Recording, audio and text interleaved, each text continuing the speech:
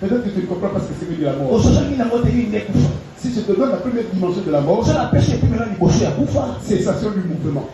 Donc lorsque tu comprends que dans ta vie, il y a cessation de mouvement, les choses ne sont plus en mouvement. Le ciel n'est plus en mouvement. La terre n'est plus en mouvement. Les hommes ne sont plus en mouvement. Les gens ne plus en mouvement. Les ennemis ne sont plus en mouvement. C'est-à-dire que la mort est entrée.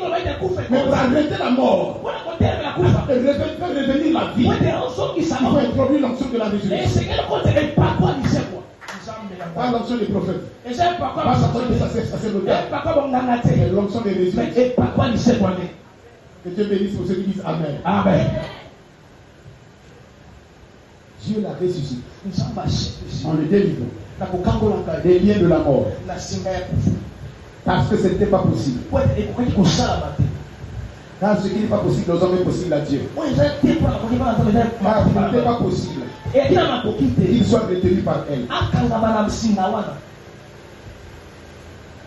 C'était pas possible. C'est pourquoi on a posé la question. Pourquoi cherchez-vous parmi les morts celui qui est vivant? Parmi les morts.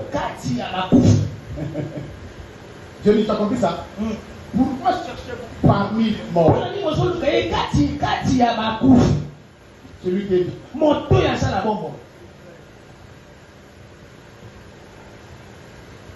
Pourquoi cherchez-vous parmi les morts? Qui sont les morts? Si lui seul est vivant, qui sont alors les morts? C'est comme ça que Salomon, avec l'esprit prophétique, j'ai cherché un homme parmi les hommes. J'en ai trouvé qu'un seul. Le seul qu'il a trouvé qui soit vivant, c'est Jésus. Les autres ne sont pas vivants. Parce que pour être vivant, tu dois avoir l'esprit du Père.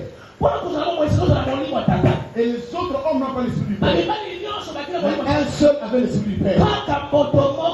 C'est pourquoi le Père l'a ressuscité. En le délivrant, pour qu'il ne soit pas identique à tous les autres. Qu'il soit différent de tous les autres.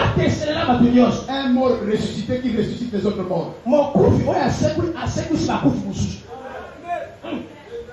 C'est comme ça que tu vois le jour où il crie, le voile se déchire.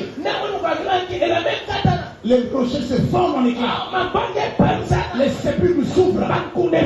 C'est alors que Moïse sort. Élie sort. Daniel sort. Jean-Baptiste sort. Habakkuk sort. Matthias sort.